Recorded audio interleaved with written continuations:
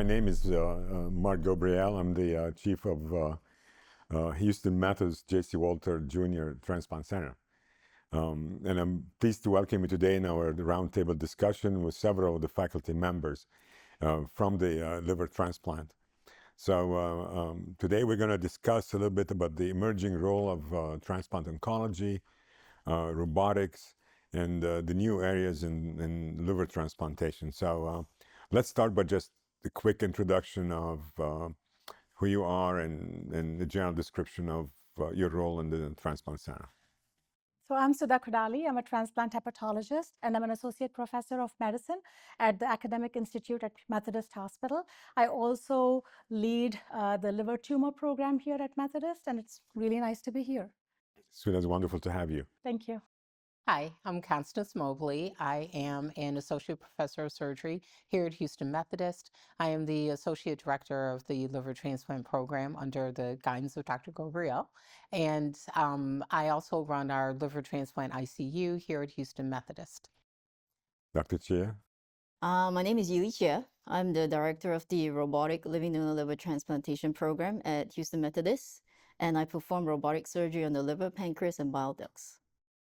Well, it's wonderful to have you. So let's dive into the topic of today.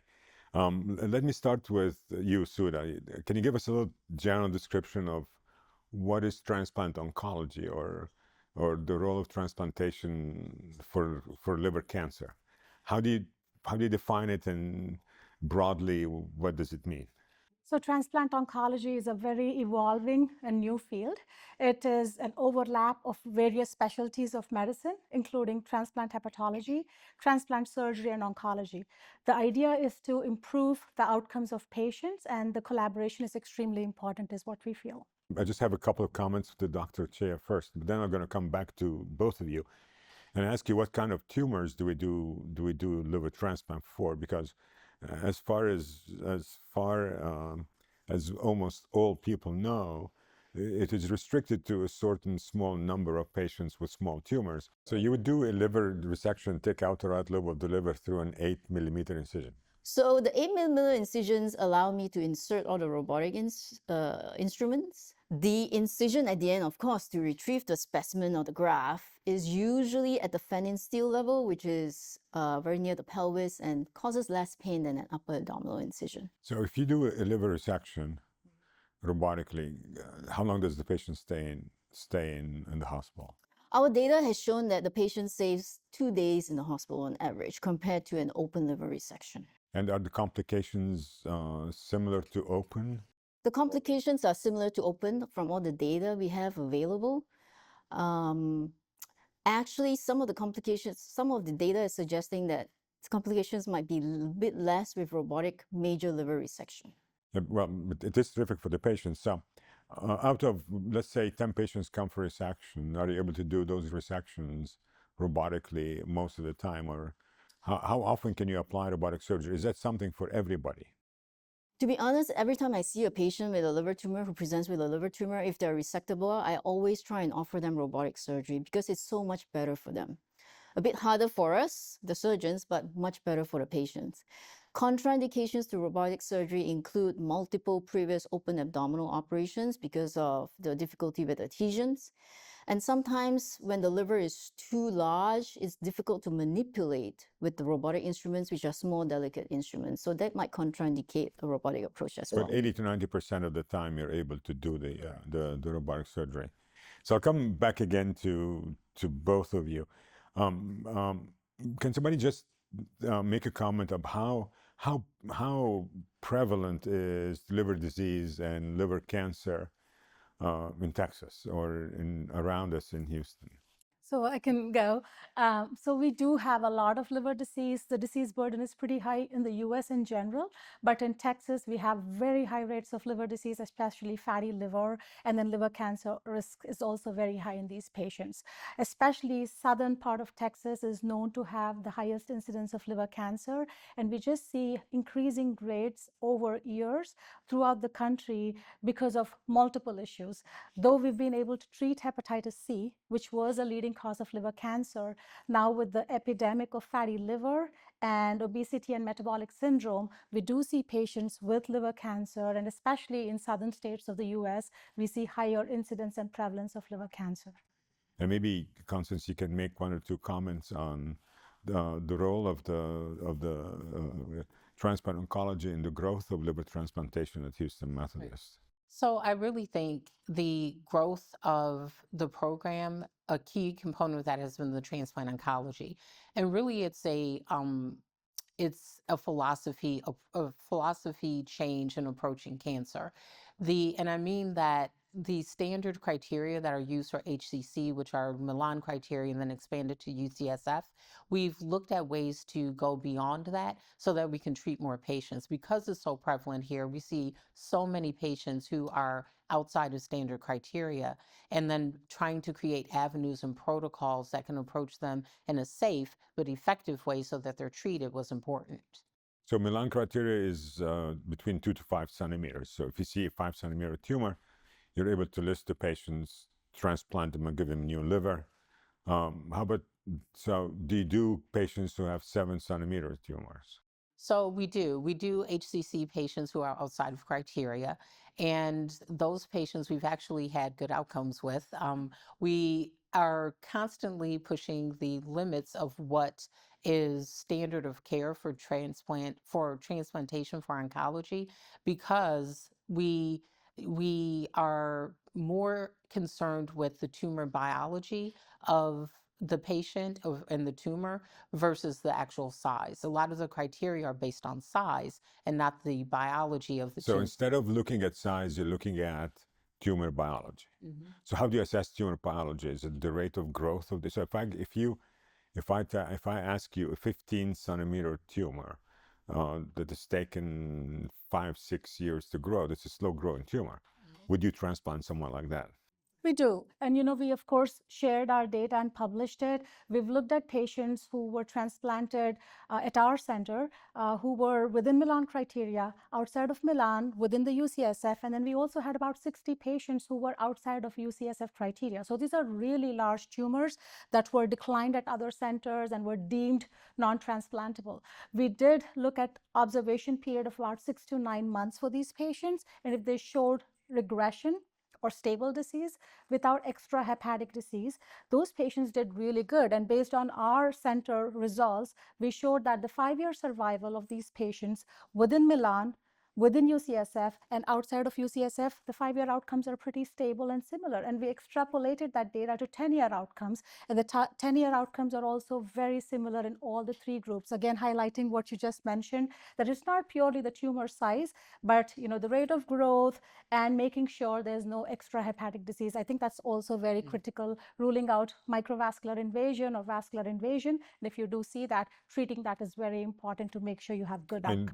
And I understand you do that jointly with with the oncologists, the intervention radiologists, and you were able to treat with immunotherapy and apply a combination of chemotherapy, and you have several standing protocols with other disciplines, and I think that's what makes the transplant oncology. Which kind of goes back to what we were saying when we first started about it being a truly multidisciplinary and collaborative approach. Because these tumors are very complex, the treatment of them are complex and require input from multiple disciplines with expertise in their area, and then bring all of that to the table to find the best plan for each patient and each individual. And I think treating each patient individually is becoming even more important as we start to find out more information about specifics of tumor biology and their genetic profile. So do you measure the genetic profile of tumors when patients come here? So not so much for hepatocellular carcinoma, and I think we'll talk a little bit about what kind of cancers we transplant, but I think for cholangiocarcinoma, which is the cancer that arises from the bile duct, for those patients, having the molecular profiling information or NGS data is extremely critical to be able to tailor the therapy, select treatment options that may actually improve the survival of these patients. So you do right lobe transplantations, and can you do that robotically? We can do that robotically, yes. It's one of the advantages of having living donor liver donation in Houston Methodist is that we do offer robotic surgery to our living donors. which again reduces their post-operative pain and improves their recovery post donation surgery. So, but robotic surgery for the living donor for patients who have hepatocellular cancer. But I think we started to talk about other types of cancer as well. So, who would want to discuss the other types of? Both of you starting to look to one. Yes, I did look at each other. I'm happy to get start. But you go ahead and get started. Let's do one. Neuroendocrine tumors. Do we do transplants for neuroendocrine tumors? We do. And, of course, there are criteria that we look at. And we do have a protocol that we've developed and that works very well. So if the patient meets the criteria and shows liver limited disease, we do transplant those patients and they actually are eligible for exception points. Okay. Cholangiocarcinoma. Can you just give me an overall, because people, when we talk about cholangiocarcinoma, the first thing people think about is that it's a hilar cholangiocarcinoma. Whereas I understand that, at Houston Methodist, you transplant patients both with, with a hilar cholangiocarcinoma or with intrahepatic cholangiocarcinoma. That up till very recently, people thought that this is really not a treatable disease.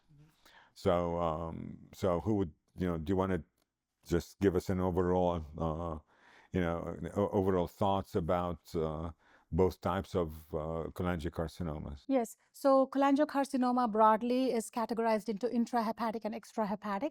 And of course, the Mayo Clinic that started transplanting patients for hilar cholangiocarcinoma showed good outcomes for this cancer. There are criteria for getting listed and getting exception points. But again, most centers in the country do transplant for hilar cholangiocarcinoma. Outcomes are pretty decent, I would say. And patients are eligible for exception, which is a benefit or advantage to these patients because within getting listed within a week or so, they actually get exception and the likelihood of getting transplanted is much higher because of that. The controversial cancer that most centers are still hesitant to talk about or transplant is intrahepatic cholangiocarcinoma, which is tumor within the hepatic parenchyma. And the few centers that transplant these patients, they do have size criteria. So usually it's a cirrhotic patient with cancer less than 3 centimeters is deemed to be eligible for transplantation. But again, here we do have a protocol in conjunction with MD Anderson Cancer Center that we've developed over years and have improvised and updated it over time because of the availability of new neoadjuvant therapy options. And based on that protocol, we actually do not have size criteria. We will transplant anyone, irrespective of the tumor size, as long as it's liver limited and resection is not an option. Typically, these are patients who've had resection in the past, have been on multiple lines of chemotherapy, have progressed, have been deemed not resectable, not transplantable, and we've had very good results here at our center transplanting these patients. So I looked at your paper that was talking about transplantation for intrahepatic cholangiocarcinoma, and it was about 60% survival at 5 years. 5 years, as opposed to suppose we do resection for a patient. So overall, the resection gives you what percent survival in 5 years? 60%. Wow, 60% for transplant, 20%. Wow. No. So, I think looking at all the options, right? So systemic therapy, locoregional therapy, resection, and then you compare transplantation.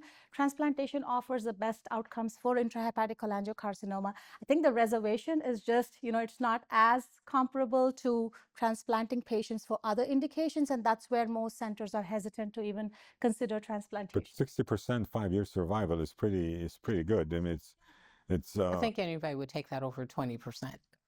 And the limitation is the livers. So where do we get livers for patients? So and going to Dr. Cheah's point about living donation being a key component of this, kind of looking forward to what we can do for patients, because right now the way that we get organs are really like these orphan organs that are not able to be used on the standard donation pathway with our patients who are listed who are on the list. And so those organs that tend to be too fatty to be used for standard listed patients, we can usually utilize those for the cholangiocarcinoma cancer patients because generally, physiologically, they're fairly robust. And so they're able to take organs that are a bit more extended criteria. I think that's even been easier to do now that we have machine perfusion and other things that have come into play that allow us to be more aggressive in our extended criteria donors. So if somebody comes and says, I'm going to send you the patient, but really there aren't enough organs to go around to be able to transplant those patients with large cancers, you would say? We're doing better. We're doing better because we are able to use patients who are older, patients who have a greater amount of fat, which we know in their liver, which we know has historically been a huge barrier to being able to transplant livers. In addition to that, we are able to use specifically with deceased after cardiac death donors, longer period of times for circulatory death, because we're able to put them on pump and recover those organs.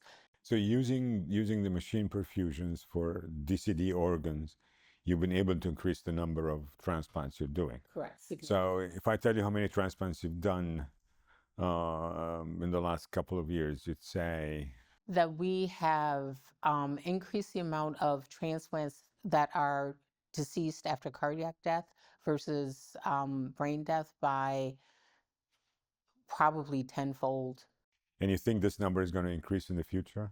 I think this number is going to, that is our future. Our future is doing 300 transplants for sure. I think over the last 5 years, especially through COVID, we've done a lot of different things, especially outreach has been a big component of the liver cancer program. So targeting areas with high incidence of liver cancer, going out into the community, speaking with the physicians there, and then also educating patients through health fairs has been something that we've been working on as a part of the transplant outreach program, but also as a part of the diversity, equity, and inclusion program that works in conjunction with all the other programs we've set up here at Houston Methodist. And by doing that, we have been seeing an increasing number of referrals for patients with advanced liver disease, especially liver cancer. So patients and physicians who were either not referring patients for transplantation or did not know the options at one point now have more information and knowledge about what we offer here at Houston Methodist. So the program, the cancer program, has grown significantly just in the last 4 years because of all of these efforts. So if I ask you, how many patients do you have on the wait list for liver transplant at Houston Methodist? So I think we have around 400 patients on the wait list at Close this point. to it. Yeah. We run between 370 and 380 to 90 patients who are listed. There's one program that we're starting that I understand that you're starting to develop, which is the colorectal.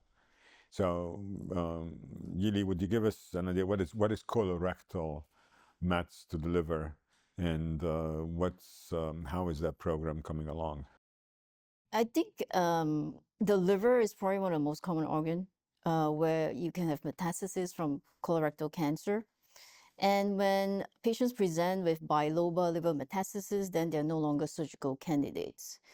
From then on, they will get chemotherapy, which can control the disease. They can have a partial response or near complete response to it, but they may not have a complete response to the chemotherapy, and they still have like foci of tumors remaining in the liver.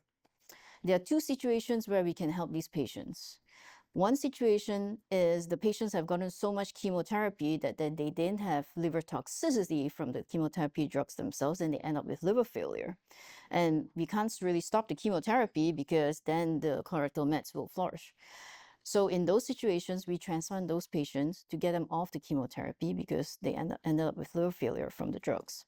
The second situation is when they are not a surgical candidate and the chemotherapy has shown that it can control the disease but not get rid of it, they may be candidates for liver transplantation where the entire liver with all the mets are removed. Obviously, there are special criteria that they must meet to be candidates for liver transplantation. One of the main ones being that they should not have any extrahepatic disease and the primary cancer has been treated and they have demonstrated stability of disease in the liver for a certain number of months. So you would do liver transplantation for patients who have developed colon cancer, and the cancer has spread to the liver, as long as the disease is controlled, the primary disease is controlled. Well, it will be exciting to see how this, this program develops. With that, there's one question I'm just going to throw out to all of you. The outcomes. You talked about a lot of transplants. You talked a lot about oncology. You talked a lot about cholangiocarcinoma. What are the outcomes of those patients? What are the general outcomes of transplant at Houston Methodist? Excellent. Fantastic. Yeah, No, they superb. really are. They really are. And again, it goes back to the point that Dr. Mobley made about working with the team that knows what they're doing. And we have a fantastic team here comprised of surgeons, hepatologists, oncologists, interventional radiologists, and everybody has been doing this for a long time. And over time, we learn from our mistakes and we get better and better and better. And one of our UNOS benchmarks, we exceed them. And our Vizient database that we follow very closely for our quality metrics, we consistently meet and exceed those as well. And so I think we, even though we're doing things that are really kind of cutting edge and leading medicine, as we say here at Houston Methodist, we pay very, very close attention to making sure that we're doing the right thing for the patient. I think for the complexity of the patients that we see and the very, very different pathologies that we transplant for, our overall outcomes have been amazing. It is wonderful to hear that. It's wonderful to hear the enthusiasm, the development of the program to where we are today. Any other final thoughts? How can we serve the communities? Because we do have a lot of other things. The addiction center that helps, development of our DEI programs, the outreach programs. So what would you say, what other thoughts would you like to add to this general discussion? I would like to say that if there is a patient that you have kind of reached the end of what you can do to offer them for treatment, that we're definitely always willing to take a look. That doesn't mean that we would necessarily be able to change or do anything different, but we're willing to provide an additional eye on the patient to review and see whether or not there's something we can offer. Mhm. And I think that's what we do. We work very well together, and again, a very large multidisciplinary fashion to try to find the best plan and outcome for the patient. One thought I have is, of course, I think early referral is a key. That's when we can actually get patients, taken care of, transplanted, and they do fantastic. But as you said, maybe 10% of what we see or patients we see are second opinion, third opinion, fourth opinion, and no guarantees that everybody that we see we are able to get them to transplant. But we are very aggressive in a great way. And we are willing to give that second chance to patients, and we are wanting to see whatever we can do to get the patients to transplant. Of course, paying attention to patient outcomes and the right thing to do for the patient. I think it's important that we share our knowledge with our referring doctors and also their patients, because we do get a significant amount of patients that are self-referred because they heard about us through the cholangiocarcinoma group. And the more we share that transplant may be an option for the patients or the referring physicians, most likely they'll know to come to Houston Methodist for their cancer treatment. Well, thank you very much, everyone. This is a great place to leave the discussion for now. This was a terrific discussion about the multidisciplinary approach for treatment of liver cancer and transplantation. So I look forward to seeing you again and having more updates in the future. Thank you.